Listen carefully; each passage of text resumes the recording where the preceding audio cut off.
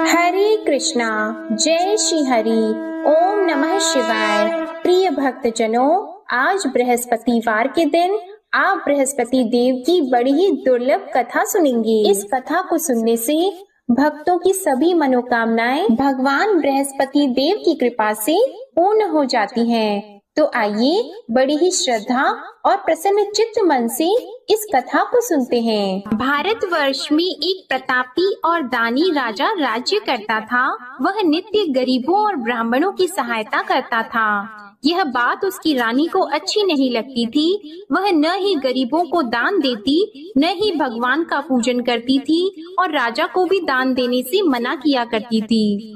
एक दिन राजा शिकार खेलने वन को गए हुए थे, तो रानी महल में अकेली थी। उसी समय बृहस्पति देव साधु वेश में राजा के महल में भिक्षा लेने के लिए गए और भिक्षा मांगी, तो रानी ने भिक्षा देने से इनकार कर दिया और कहा, हे साधु महाराज, मैं तो दान पुण्य से तंग आ गई हूँ। मेरा पति सारा धन लुटाते रहते हैं। मेरी इच्छा है कि हमारा धन नष्ट हो जाए, फिर न रहेगा बांस, न बजेगी बांसुरी। साधु ने कहा, देवी तुम तो बड़ी विचित्र हो। धन संतान तो सभी चाहते हैं, पुत्र और लक्ष्मी तो पापी के घर भी होने चाहिए। यदि तुम्हारे पास अधिक धन है तो भूखों को भोजन दो, प्यासों के लिए प्याऊ बनवाओ, मुसाफिरों के लिए धर्मशालाएं खुलवाओ।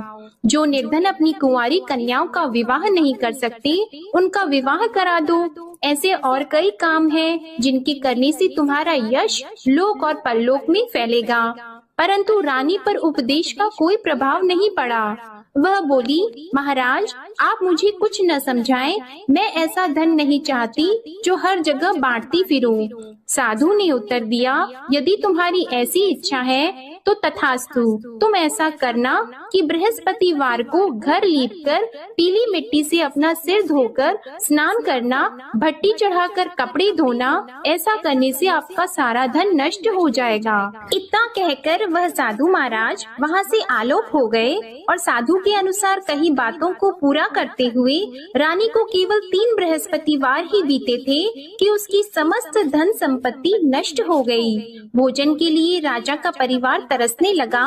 तब एक दिन राजा ने रानी से बोला कि हे रानी, तुम यहीं रहो, मैं दूसरे देश को जाता हूँ, क्योंकि यहाँ पर सभी लोग मुझे जानते हैं, इसलिए मैं कोई छोटा कार्य नहीं कर सकता।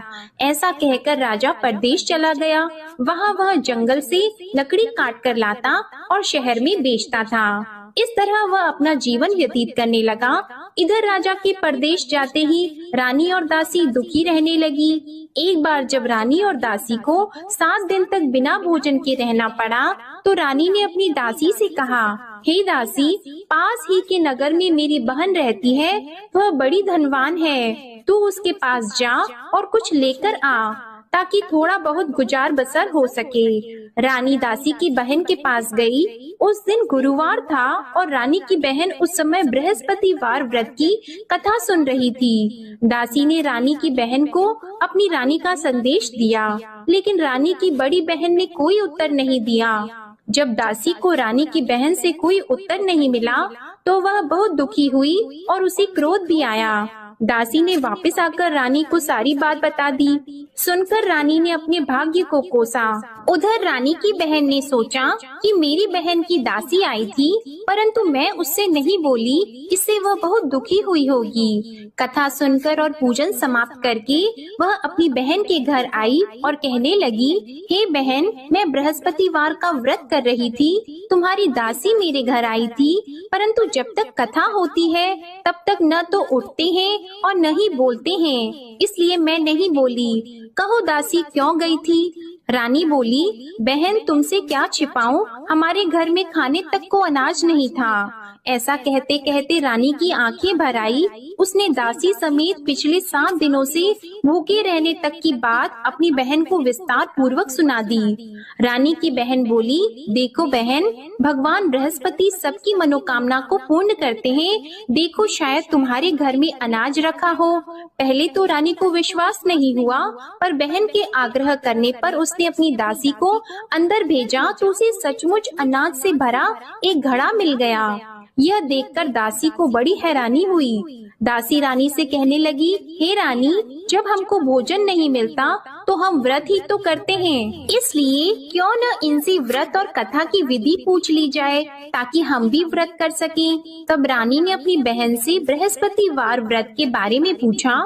उसकी बहन ने बताया, बृहस्पतिवार के व्रत में चने की दाल और मुनक्का से विष्णु भगवान का केले की जड़ में पूजन करें तथा दीपक जलाएं, व्रत कथा सुने और पीला भोजन ही करें। इससे बृहस्पति देव प्रसन्न होते हैं। और व्रत और पूजन विधि बताकर रानी की बहन अपने घर को लौट गई। 7 दिन के बाद जब गुरुवार आया तो रानी और दासी ने व्रत रखा। घुड़साल में जाकर चना और गुड़ लेकर आई, फिर उससे केले की जड़ तथा विष्णु भगवान का पूजन किया। अब पीला भोजन कहाँ से आए, इस बात को लेकर दोनों बहुत दुखी थी। चूँकि उन्होंने व्रत रखा था, इसलिए बृहस्पति देव उनसे प्रसन्न थे। इसलिए वे एक साधारण व्यक्ति का रूप धारण करके 2 थालों में सुंदर पीला भोजन दासी को दे गए। भोजन पाकर दासी बहुत प्रसन्न हुई और फिर रानी के साथ मिलकर भोजन ग्रहण किया। उसके बाद वे सभी गुरुवार को व्रत और पूजन करने लगी। बृहस्पति भगवान की कृपा से उनके पास फिर से धन संपत्ति आ गई, परंतु रानी फिर से पहले की तरह आलस्य करने लगी। तब दासी बोली, देखो रानी, तुम पहले भी इस प्रकार आलस्य करती थी, तुम्हें धन रखने में कष्ट होता था, इस कारण सभी धन नष्ट हो गया, और अब जब भगवान बृहस्पति की कृपा से धन मिला है तो तुम्हें फिर से आलस्य होता है।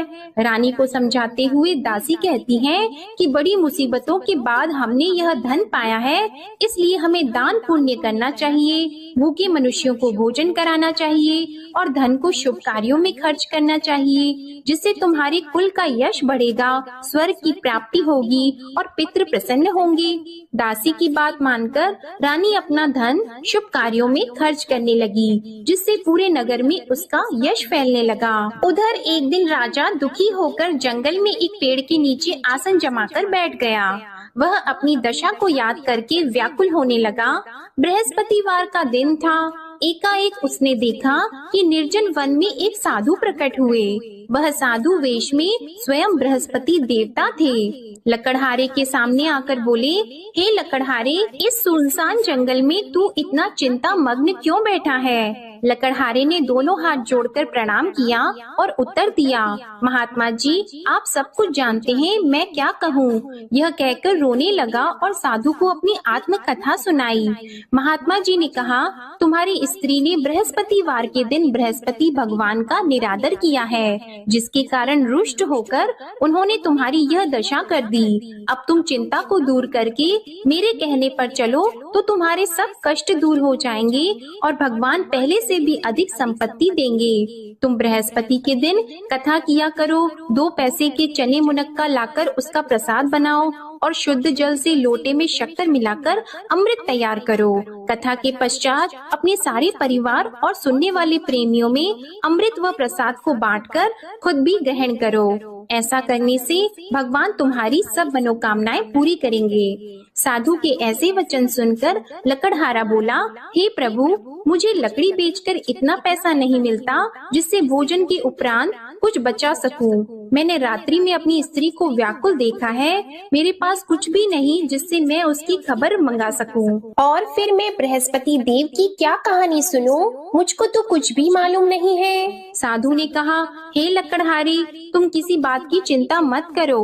बृहस्पतिवार के दिन तुम रोजाना की तरह लकड़ियाँ लेकर शहर को जाओ। तुमको रोज से दुगुना धन प्राप्त होगा, जिससे तुम भली भांति भोजन कर लोगे और बृहस्पति देव की पूजा का सामान भी आ जाएगा। बृहस्पति देव की कथा इस प्रकार है, सुनो। प्राचीन काल में एक ब्राह्मण रहता था।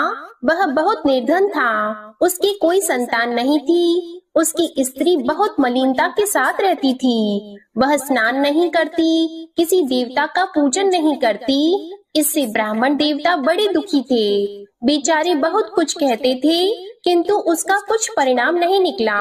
भगवान की कृपा से ब्राह्मण की स्त्री के कन्या रूपी रत्न पैदा हुआ। कन्या बड़ी होने पर प्रातः स्नान करके विष्णु भगवान का जाप और बृहस्पतिवार का व्रत करने लगी। अपने पूजन पाठ को समाप्त करके विद्यालय जाती तो अपनी मुट्ठी में जौ भर के ले जाती और पाठशाला के मार्ग में डालती जाती। तब ये जौ स्वर्ण के हो जाते तो लौटते समय उनको बीन कर घर ले आती। एक दिन वह बालिका सूप में उस सोने की जौ को फटक कर साफ कर रही थी कि उसके पिता ने देख लिया और कहा, हे बेटी, सोने की जौ के लिए सोने का सूप होना चाहिए। दूसरे दिन बृहस्पतिवार था। इस कन्या ने व्रत रखा और बृहस्पति देव से प्रार्थना करके कहा, मैंने आपकी पूजा सच्चे मन से की है तो मेरे लिए सोने का सूप दे दो। बृहस्पति देव ने उसकी प्रार्थना स्वीकार कर ली। रोजाना की तरह वह कन्या जौ फैलाती हुई जाने लगी। जब लौटकर जौ बीन रही थी तो बृहस्पति देव की कृपा से सोने का सूप मिला। उसे वह घर ले आई और उसमें जौ साफ करने लगी, परंतु उसकी माँ का वही ढंग रहा। एक दिन की बात है कि वह कन्या सोने के सूप में जौ साफ कर रही थी। उस समय उस शहर का राजपुत्र वहाँ से होकर निकला। इस कन्या के रूप और कार्य को देखकर मोहित हो गया और अपने घर आकर भोजन और जल त्याग कर उदास होकर लेट गया। राजा को इस बात का पता लगा तो अपने प्रधानमंत्री के साथ उसके पास गए और बोले, हे बेटा, तुम्हें किस बात का कष्ट है? किसी ने तुम्हारा अपमान किया है अथवा और कोई कारण हो सो कहो, मैं वही कार्य करूँगा जिससे तुम्हें प्रसन्नता हो। अपने पिता की राजकुमार ने बातें सुनी तो वह बोला, मुझे आपकी कृपा से किसी बात का दुख नहीं है। किसी ने मेरा अपमान नहीं किया है, परंतु मैं उस लड़की से विवाह करना चाहता हूँ जो सोने के सूप में जौ साफ कर रही थी। यह सुनकर राजा आश्चर्य में पड़ गया और बोला, हे बेटा, इस तरह की कन्या का पता तुम ही लगाओ, मैं उसके साथ तेरा विवाह अवश्य ही करवा दूंगा। राजकुमार ने उस लड़की के घर का पता बताया। तब मंत्री उस लड़की के घर गए और ब्राह्मण देवता को सभी हाल बताया। ब्राह्मण देवता राजकुमार के साथ अपनी कन्या का विवाह करने के लिए तैयार हो गए तथा विधि विधान के अनुसार ब्राह्मण की कन्या का विवाह राजकुमार के साथ हो गया। कन्या के घर से जाते ही पहले की भांति उस ब्राह्मण देवता के घर में गरीबी का निवास हो गया। अब भोजन के लिए भी अन्न बड़ी मुश्किल से मिलता था। एक दिन दुखी होकर ब्राह्मण देवता अपनी पुत्री के पास गए। बेटी ने पिता की दुखी अवस्था को देखा और अपनी माँ का हाल पूछा। तब ब्राह्मण ने भी सभी हाल कहा। कन्या ने बहुत सा धन देकर अपने पिता को विदा कर दिया। इस तरह ब्राह्मण का कुछ समय सुखपूर्वक व्यतीत हुआ। कुछ दिन के बाद फिर वही हाल हो गया। ब्राह्मण फिर अपनी कन्या के यहाँ गया और सारा हाल कहा तो लड़की बोली, हे पिताजी, आप माताजी को यहाँ ले आओ, मैं उन्हें विधि बता दूंगी जिससे उनकी गरीबी दूर हो जाए। वह ब्राह्मण देवता अपनी स्त्री को साथ लेकर पहुँचे तो अपनी माँ को समझाने लगी कि हे माँ, तुम प्रातः काल प्रथम स्नान आदि करके विष्णु भगवान का पूजन करो तो सब दरिद्रता दूर हो जाएगी। परंतु उसकी माँ ने एक भी बात नहीं मानी और प्रातः काल उठकर अपनी पुत्री के बच्चों की झूठन को खा लिया। इससे उसकी पुत्री को भी बहुत गुस्सा आया। उसने एक रात को एक कोठरी से सारा सामान निकाल दिया और अपनी माँ को उसमें बंद कर दिया। प्रातः उसमें से उसे निकाला तो स्नान आदि करा के पूजा पाठ करवाया तो उसकी माँ की बुद्धि ठीक हो गई। इसके बाद वह नियम से पूजा पाठ करती और प्रत्येक बृहस्पतिवार को व्रत रखने लगी। इस व्रत के प्रभाव से उसकी माता और पिता बहुत ही धनवान और पुत्रवान हो गए और बृहस्पति देवता के प्रभाव से इस लोक के सुख को भोगकर अंत में स्वर्ग को प्राप्त हुए। इस तरह कहानी कहकर साधु देवता वहाँ से अंतर ध्यान हो गए। धीरे धीरे समय व्यतीत होने पर फिर वही बृहस्पतिवार का दिन आया।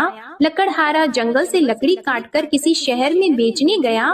उसे उस दिन और दिन से अधिक पैसा मिला। राजा ने चना गुड़ आदि लाकर गुरुवार का व्रत किया। उस दिन से उसके सभी क्लेश दूर हो गए। परंतु जब दोबारा गुरुवार का दिन आया तो बृहस्पतिवार का व्रत करना भूल गया। इस कारण बृहस्पति भगवान नाराज हो गए।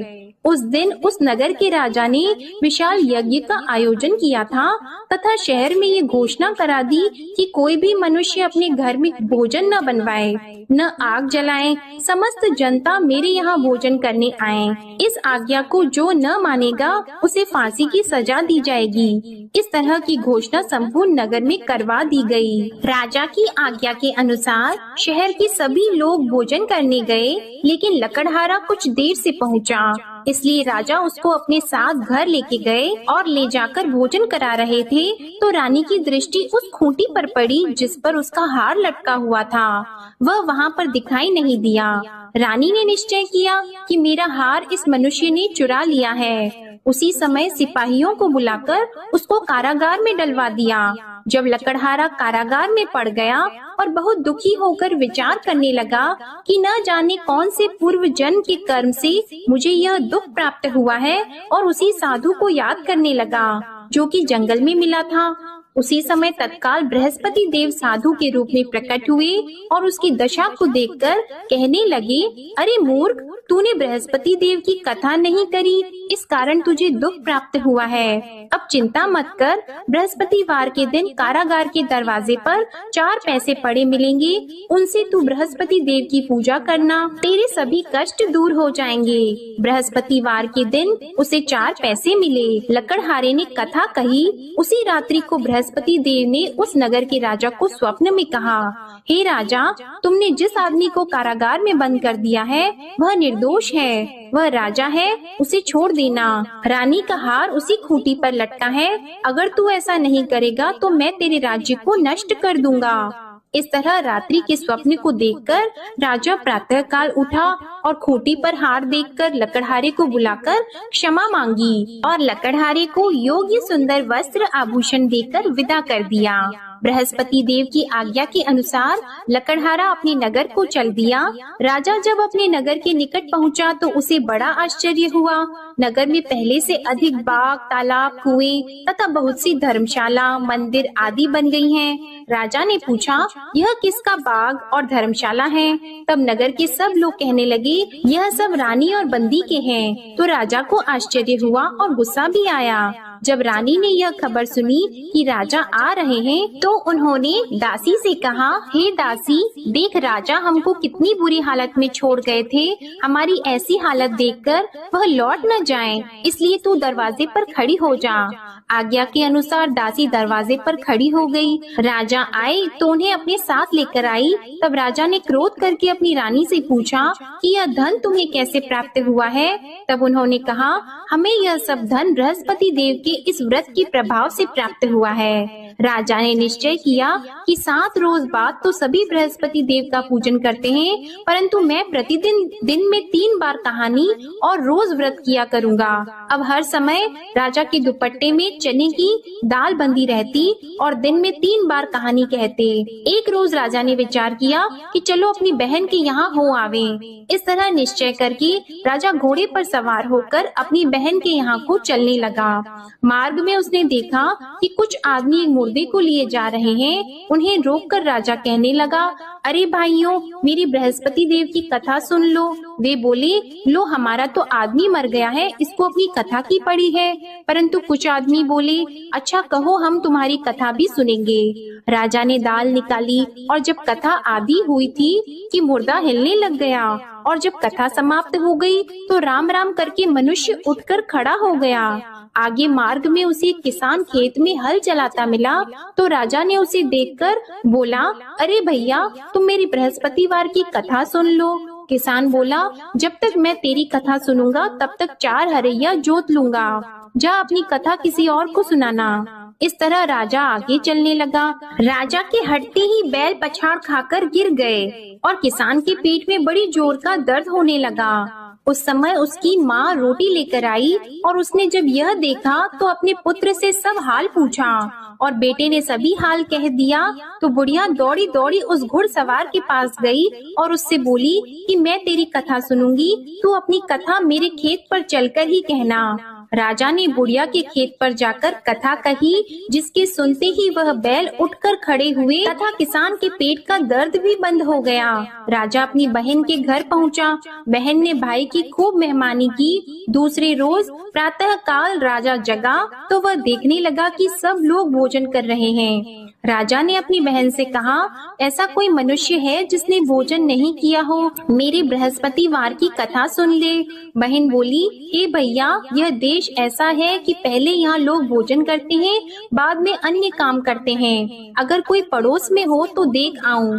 वह ऐसा कहकर देखने चली गई, परंतु उसे कोई ऐसा व्यक्ति नहीं मिला जिसने भोजन न किया हो। अतः वह एक कुम्हार के घर गई जिसका लड़का बीमार था। उसे मालूम हुआ कि उनके यहाँ 3 रोज से किसी ने भोजन नहीं किया है।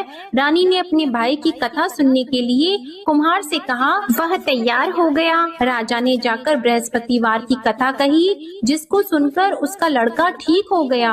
अब तो राजा की प्रशंसा होने लगी। एक रोज राजा ने अपनी बहन से कहा कि हे बहन, हम अपने घर को जाएंगे, तुम भी तैयार हो जाओ। राजा की बहन ने अपनी सास से कहा तो सास ने कहा, हाँ चली जा, परंतु अपने लड़कों को मत ले जाना, क्योंकि तेरे भाई की कोई औलाद नहीं है। बहन ने अपने भैया से कहा, हे भैया, मैं तो चलूंगी पर कोई बालक नहीं चलेगा। तो राजा बोला, जब कोई बालक नहीं चलेगा तब तुम ही क्या करोगी? बड़े दुखी मन से राजा अपने नगर को लौट आया। राजा ने अपनी रानी से कहा, हम निर्वंशी हैं, हमारा मुंह देखने का धर्म नहीं है और कुछ भोजन आदि नहीं किया है। रानी बोली, हे प्रभु, बृहस्पति देव ने हमें सब कुछ दिया है, वह हमें औलाद अवश्य देंगे। उसी रात को बृहस्पति देव ने राजा से स्वप्न में कहा, हे राजा उठो, सभी सोच त्याग दो, तेरी रानी गर्भ से है। राजा को यह बात सुनकर बड़ी खुशी हुई। 9वें महीने में उसके गर्भ से एक सुंदर पुत्र पैदा हुआ। तब राजा बोला, हे रानी, स्त्री बिना भोजन के रह सकती है, पर बिना कहे नहीं रह सकती। जब मेरी बहन आएगी तुम उससे कुछ मत कहना। रानी ने सुनकर हाँ कर दिया। जब राजा की बहन ने यह शुभ समाचार सुना तो वह बहुत खुश हुई और बधाई लेकर अपने भाई के यहाँ आई। तभी रानी ने कहा, घोड़ा चढ़कर तो नहीं आई है, गधा चढ़कर आई है। राजा की बहन बोली, भाभी, मैं इस प्रकार न कहती तो तुम्हें औलाद कैसे मिलती? बृहस्पति देव ऐसे ही हैं, जैसी जिसके मन में कामनाएं हैं सभी को पूर्ण करते हैं। जो सद्भावना पूर्वक बृहस्पतिवार का व्रत करता है एवं कथा पढ़ता है अथवा सुनता है, दूसरों को सुनाता है, बृहस्पति देव उनकी सभी मनोकामनाएं पूर्ण करते हैं। बृहस्पति देव उनकी सदैव रक्षा करते हैं। जो संसार में सद्भावना और सच्चे हृदय से बृहस्पति देव का पूजन करते हैं, उनकी सभी मनोकामनाएं उसी प्रकार पूर्ण होती हैं, जैसे राजा और रानी ने बृहस्पति देव की कथा का गुणगान किया। उनकी सभी इच्छाएं बृहस्पति देव ने पूर्ण की। मनुष्य को हृदय से उनका मनन करते हुए जयकारा करना चाहिए। तो प्रेम से बोलिए, बृहस्पति देव की जय, विष्णु भगवान की जय, समस्त देवी देवताओं की जय। अब आप भगवान बृहस्पति देव की आरती श्रवण कीजिए। ओम जय बृहस्पति देवा, ओम जय बृहस्पति देवा, छिन्न छिन्न भोग लगाऊं, कदली फल मेवा। ओम जय बृहस्पति देवा, तुम पूर्ण परमात्मा, तुम अंतर्यामी, जगत पिता जगदीश्वर, तुम सबके स्वामी। ओम जय बृहस्पति देवा, चरणामृत निज निर्मल, सब पातक हरता, सकल मनोरथ दायक, कृपा करो भरता। ओम जय बृहस्पति देवा, तन मन धन अर्पण कर, जो जन शरण पड़े, प्रभु प्रकट तब होकर, आकर द्वार खड़े। ओम जय बृहस्पति देवा, दीन दयाल दयानिधि, भक्तन हितकारी, पाप दोष सब हरता, भव बंधन हारी। ओम जय बृहस्पति देवा, सकल मनोरथ दायक सब संशय तारो, विषय विकार मिटाओ संतन सुखकारी। ओम जय बृहस्पति देवा, जो कोई आरती तेरी प्रेम सहित गावे, ज्येष्ठानंद बंद सो निश्चय ही पावे। ओम जय बृहस्पति देवा, ओम जय बृहस्पति देवा। प्रेम से बोलिए भगवान बृहस्पति देव की जय। बोलिए भगवान श्री लक्ष्मी नारायण जी की जय। आपको आज की कथा पसंद आए, आरती पसंद आए तो वीडियो को लाइक कीजिएगा, शेयर कीजिएगा, कमेंट में भगवान बृहस्पति देव जी की जय लिखिएगा और चैनल को भी सब्सक्राइब कीजिएगा। इसी के साथ आज आप हमारे चैनल पर सावन मास महात्म्य की कथा और शिव महापुराण की कथा भी जरूर सुनिएगा। प्रेम से बोलिए भगवान श्री बृहस्पति देव की जय।